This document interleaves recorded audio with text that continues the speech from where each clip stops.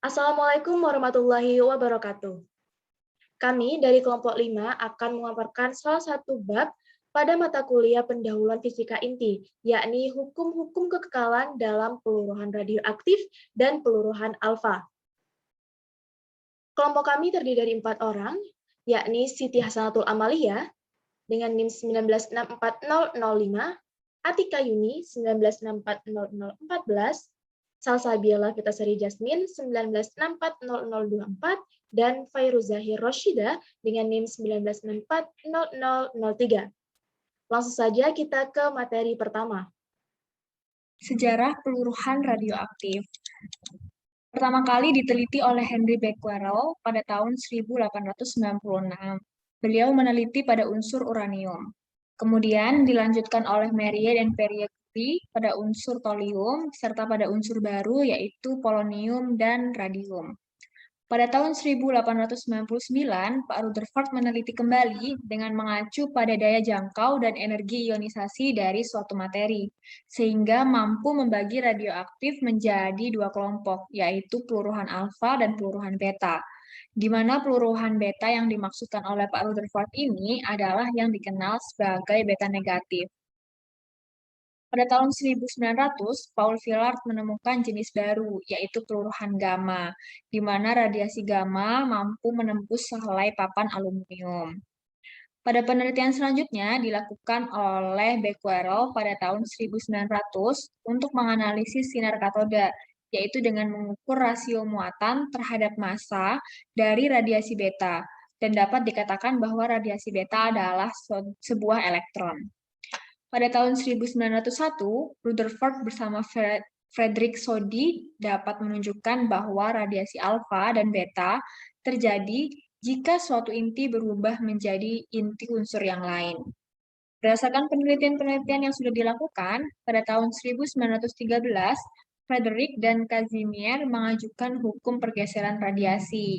Mereka mengajukannya secara terpisah, di mana hukum ini menyatakan bahwa radiasi beta menghasilkan inti baru yang nomor atomnya naik 1, sedangkan radiasi alfa menghasilkan inti baru yang nomor atomnya turun 2. Kemudian hukum-hukum kekekalan dalam peluruhan radioaktif.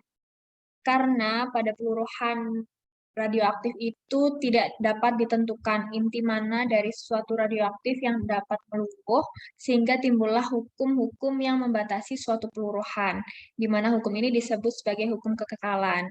Terdapat beberapa hukum kekekalan yang ada dalam peluruhan radioaktif. Yang pertama adalah hukum kekekalan energi. Hukum ini adalah hukum yang paling utama karena menjelaskan reaksi mana yang mungkin terjadi sehingga dapat ditemukan energi diam dan energi kinetik hasil peluruhan. Hukum ini menyatakan bahwa besarnya energi sebelum peluruhan sama dengan besarnya energi sesudah peluruhan. Apabila ada kelebihan energi, maka energi ini akan muncul sebagai suatu energi kinetik partikel hasil peluruhan. Kemudian yang kedua adalah hukum kekekalan listrik, muatan listrik. Hukum ini adalah hukum yang paling mendasar karena mensyaratkan bahwa muatan elektrik total sebelum dan sesudah peluruhan haruslah sama besar, karena muatan inti ditentukan oleh proton yang dipresentasikan sebagai nomor atom, yaitu dengan simbol Z. Sehingga dapat dikatakan bahwa Z1 ditambah Z2 sama dengan Z3 ditambah Z4, yang artinya sama besar sebelum dan sesudah reaksi. Selanjutnya yaitu hukum kekekalan nukleon. Pada proses peluruhan, proton dan neutron tidak bisa dimusnahkan, tetapi bisa berubah bentuk, sehingga nomor massa A tidak dapat berubah selama proses peluruhan. Karena jumlah nukleon sebelum dan sesudah reaksi adalah sama, maka A1 plus A2 sama dengan A3 plus A4. Pada proses peluruhan gamma tidak bisa terjadi perubahan nomor atom maupun nomor massa. Hal ini disebabkan oleh radiasi yang dipancarkan berupa gelombang elektromagnetik. Selanjutnya yaitu hukum kekekalan momentum linear. Pada hukum ini berbunyi jika inti yang menyeluruh awalnya diam, maka momentum total hasil peluruhan haruslah 0. Atau Px aksen plus Px sama dengan 0. Jika X menyatakan 2 atau lebih partikel, maka akan ada sejumlah besaran yang tak diketahui lebih banyak daripada jumlah persamaannya, sehingga tidak ada pemecahan tunggal, di mana energi kinetik hasil peluruhan dapat mengambil nilai sembarang dari nilai maksimal per nilai minimal. Selanjutnya yaitu hukum kekekalan momentum sudut. Pada hukum ini, momentum sudut spin S dan momentum sudut gerak per orbital 1. Setelah peluruhan, terdapat sejumlah spin dari inti X aksen dan partikel-partikel X. Setelah sejumlah momentum sudut dari X dan X aksen yang bergerak relatif terhadap titik ruang yang semula ditempati oleh inti X, sehingga diperoleh Sx sama dengan Sx aksen plus Sx plus Ix aksen plus Ix. Momentum total pada sumbu min X dan Y adalah Mx Px sama dengan My Py cos theta. My Py sama dengan My Py sin theta, di mana momentum sudut total J sebelum reaksi adalah jumlah dari vektor momentum angular spin I dan momentum angular orbital L yang nilainya sama. Beralih ke materi selanjutnya, yakni peluruhan alfa. Mengapa sih harus peluruhan alfa? Partikel alfa adalah inti atom helium. Peluruhan alfa sendiri terjadi jika inti menjadi tidak stabil karena besarnya jumlah nukleon A. Pada peluruhan alfa ini, inti melepaskan partikel alfa sehingga nomor atomnya, yakni Z, akan berkurang 2, sedangkan nomor masanya, yakni A, akan berkurang 4. Sehingga persamaan reaksinya akan menjadi seperti yang bisa kita lihat di screen, dengan nilai Q atau energi yang dilepas, yakni Mx dikurangi Mx aksen, dikurangi M alfa dikali C kuadrat. Nantinya jika Q bernilai positif, maka reaksi tersebut melepaskan energi. Namun jika Q bernilai negatif, maka reaksi tersebut membutuhkan energi. Nilai Q yang positif juga menunjukkan bahwa massa total inti hasil harus lebih kecil atau sama dengan inti hasil sebelum reaksi. Nilai Q dari hasil reaksi sendiri juga dapat diartikan sebagai hasil energi ikatnya. Energi pada peluruhan alfa.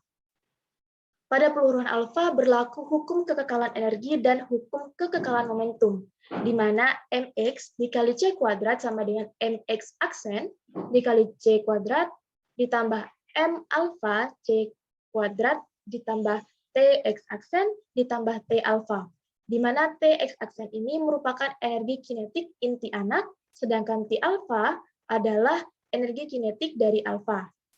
Sehingga nantinya didefinisikan bahwa Q sama dengan T alfa ditambah Tx aksen. Misalkan inti induk X mula-mula diam, maka persamaan momentumnya adalah 0. Nah, karena massa suatu inti sebanding dengan nomor massanya, maka persamaan terakhir dapat ditulis sebagai T alfa sebanding dengan Q dikali 1 minus 4 per AI. Nah, AI ini adalah nomor massa inti induk yang berjumlah 200. Persamaan terakhir menghasilkan T alfa sama dengan 98% dari Q. Itu artinya hanya 2% dari energi yang dilepaskan yang dipakai sebagai energi recoil inti. Baiklah, saya akan menjelaskan mengenai teori emisi alfa. Peluruhan alfa tidak bisa dijelaskan menggunakan mekanika klasik, akan tetapi bisa dijelaskan dengan menggunakan mekanika kuantum. Menurut Gamow, Boutte, and Fermat, partikel alfa bisa ada sebagai suatu partikel di dalam inti.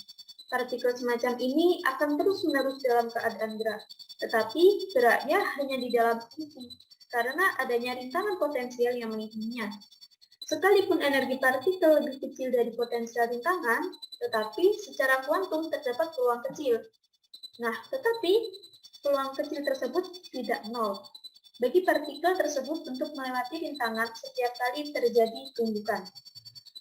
Adapun 2G merupakan faktor Gamow yang nilainya 2G sama dengan 2RT per H akar 2 mu T kali T per 2 min 2 akar T per BEF.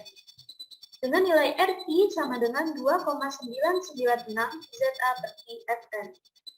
Selanjutnya adalah aturan seleksi momentum sudut dan karitas. Misalkan inti induk sebelum peluruhan alfa memiliki momentum sudut total I. Sedang momentum sudut total inti anak setelah peluruhan adalah IA. Maka momentum sudut partikel alfa dapat berharga antara I min IA absolut dan I plus IA absolut. Karena alfa memiliki 2 proton dan 2 neutron, maka akan menempati orbital 1s dan spin partikel alfa sama dengan 0. Sehingga momentum totalnya hanya ditentukan oleh momentum sudut orbital atau IA. Berdasarkan hal tersebut, inti induk dan inti anak akan menghasilkan I min IA absolut. Ini bisa genap, yaitu tidak ada perubahan paritas, dan bisa ganjil, di mana ada perubahan paritas. Yang terakhir yaitu mengenai interaksi sel alfa dengan materi. Ionisasi adalah keadaan di mana sebuah partikel bermuatan yang bergerak akan kehilangan energi kinetiknya. Karena interaksi elektromagnetik dengan elektron atom bahan penyerap. Jika elektron mendapat cukup energi, maka elektron akan keluar dari atom. Dan apabila tidak, maka elektron akan diam dalam keadaan eksitasi. Lalu partikel alfa merupakan jarak tempuh dari sumber sampai energinya 0. Hal ini terdapat 3 jenis rai, yaitu ekstrapolasi, rata-rata, dan ionisasi, di mana nilainya bergantung pada energi kinetik awal dari partikel dan bahan penyerapnya. Yang terakhir, pengukuran rai dan ionisasi partikel alfa sepanjang lintasannya digunakan untuk menghitung energi awal partikel dan didefinisikan ionisasi spesifik sebagai jumlah ionisasi persatuan panjang dari berkas alfa. Demikian pemaparan dari kami. Saya mewakili kelompok 5 memohon maaf jika terdapat kesalahan kata yang kurang berkenan bagi teman-teman semua. Selanjutnya, kita akan membuka sesi tanya jawab dan diskusi di grup WhatsApp. Akhirul kalam, wassalamualaikum warahmatullahi wabarakatuh.